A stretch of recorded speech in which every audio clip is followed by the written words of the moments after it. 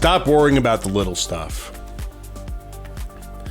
I went out to dinner the other night and my wife wanted to get dessert. And I actually do this.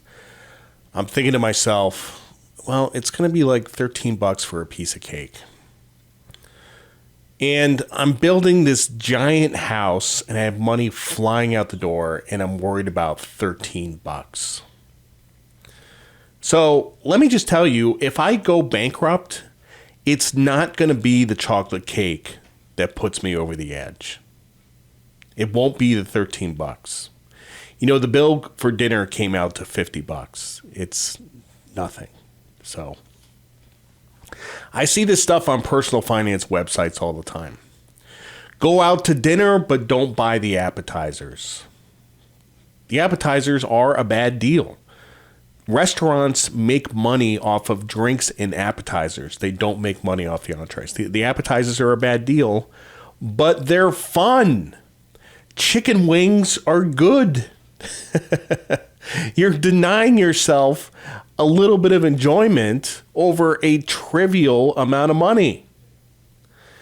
And so you're like, well, this all adds up after a while, right? You got the appetizers here and the dessert here and whatever. Like this all adds up. It doesn't add up. If you went out to dinner once a week and got the dessert each time, and that comes out to about $600 a year in dessert, which you're not gonna do that. But let's just say you did. It's $600 a year. Are you going to go bankrupt over $600 in a year? Absolutely not. You will go bankrupt because you bought a BMW X5 and you have a $1,200 a month payment. That's how you go bankrupt.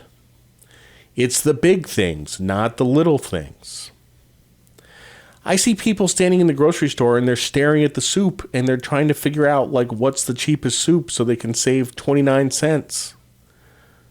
I'm like, get the soup that you want to get. It's all that matters. Now, earlier in my life, I was a big money saver. I simply did not spend money. And I was not going to order an appetizer at dinner. When I was in my 20s, I never ordered appetizers. Okay, and I did save a lot of money. And the little stuff added up. And you do this early in your financial life, but you should not be doing this later in your financial life. You should be accumulating assets earlier in your career and decumulating assets later in your career. Decumulating, I don't even know if that's a word. I just made that up. On any given day, I don't spend a lot of money. I might spend $10 on lunch, $50 on gas, $30 on Zyn. Got to get the Zyn. Stuff like that. I got my car detailed over the weekend, and that cost me $350. The car had not been cleaned in 5 years. It was disgusting. It was a 4-hour job. I was happy to pay the $350. The car was a mess, I went through a spell where I was spending a lot of money on clothes. I was spending like $1,000 or $2,000 a month on clothes. And I haven't spent any money on clothes in months. Just haven't had to. Honestly, a lot of the money I spend is out of my business. I have a lot of travel expenses. I spend about $30,000 on travel a year. And I booked a trip to LA for pretty cheap. $300 for the hotel, $300 for the car. The flight was $600. It comes out to around $2,000. And considering that it's all tax deductible, it's really like $1,200. It's a pretty good deal, but it's necessary for my business.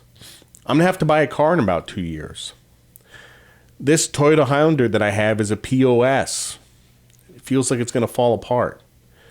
It's got 100,000 miles on it. I figure I'll get up to about 140,000 miles and I'll trade it in. Maybe I'll have it longer than that. I just hate the freaking car. It sucks. Remember, it's not the million little things. It's the 3 big things. It's the house, the car, and the student loans. It's also how many kids you have. But nobody wants to hear that. It's not getting 2 beers at dinner, but I will say this. If you gave up alcohol, you would save a shitload of money. People spend a lot of money on alcohol. I would say that the average person spends $2,000 to $3,000 a year on alcohol. Seriously, Not making any moral judgments here, but this is a good way to save money. It's probably better for you in the long run. Some people ask me about video games. Video games are actually a pretty cheap hobby, but that's not my objection to video games. My objection to video games is not that they're expensive. My objection to video games is the video games. It's a huge time suck, and you spend all this time cooped up in your house not doing anything, and it's not a good use of your time.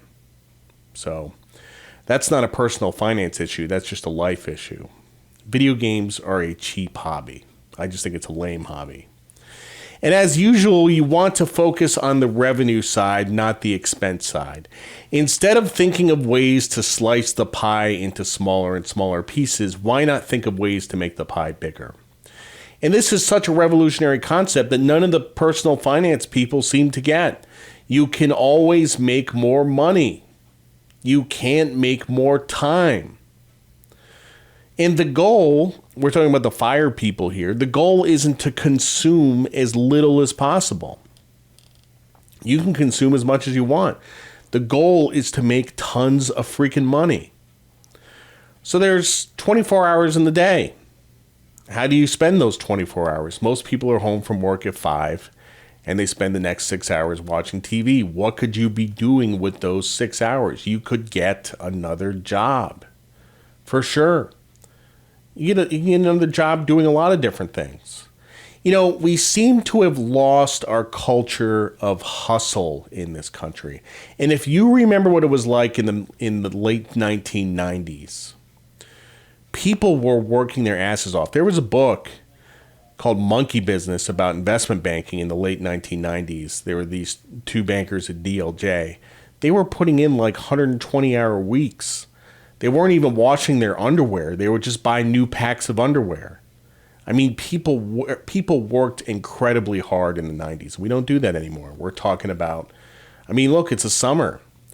Nobody even works on Friday anymore. Like, I send out a newsletter in the morning, and after like 11 in the morning, I don't even get any emails. Nobody's in the office. I go home because everybody went home.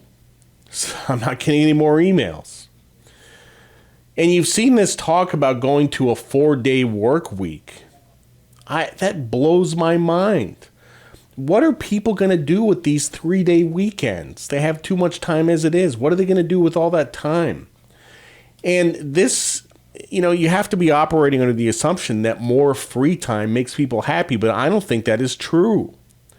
I think time working makes people happy. I think if people put in a long day at work, an 8 to 10 hour day at work, and they work hard and they come home and they're exhausted and they're happy and they're satisfied. Too much time, too much unstructured free time is not a good thing. You work 2 or 3 jobs, you come home, you're exhausted and you're happy. I just finished up school and I was working a couple of jobs at the same time. And it was the best thing in the world. I always had something to do. People need something to do. What is that quote? Idle hands are the devil's playground. It's absolutely true.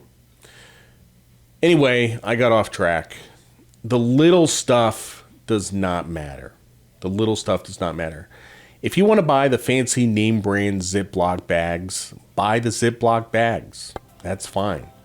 The accumulation of small decisions does not add up to a meaningful amount of money. It's not going to change your life.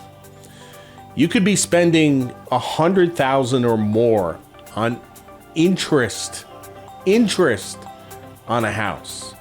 That's 500 years of Ziploc bags. Thanks for listening to the Be Smart podcast. I'm Jared Dillian. See you next time.